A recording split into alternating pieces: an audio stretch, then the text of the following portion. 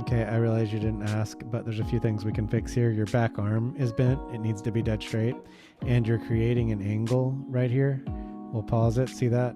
It's drooping. That needs to be more of like an extension, the shaft like running down your arm. So there's going to be a tiny bit of angle, but this is a little too drastic.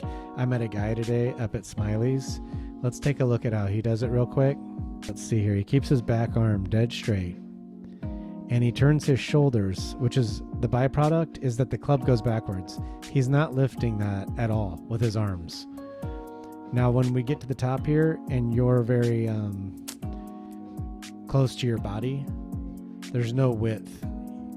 You can see he's pushing the club out away from his body as far as he possibly can to create the most energy with the least amount of effort.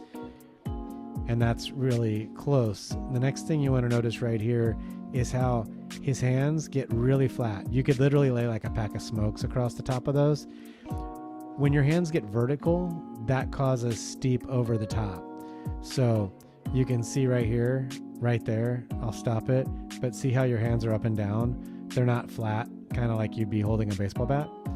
And it causes steep over the topness on his. Now watch, right here, you can see he's in perfect line with his forearm, the shaft and that. And then the butt of the club is pointing at the ball. Right here on the takeaway, it's pointing at the ball. He gets it to the very top and then he swings it out to the left. See how that club heads way out to the left? And look, the shaft is back in line with his forearm, pointing right down at the ball. And then right here, it's still pointing at the ball line, even in the through swing. So you can see what I'm always saying up there. Swing that club way out back here instead of having, look at all that room he had.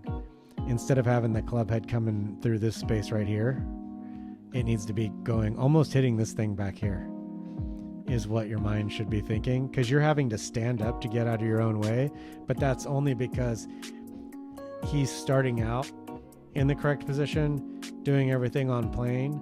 That way you don't have to get out of your own way because the hips initiated it. Most of this stuff is for me, but if you can learn something from it, that's cool too.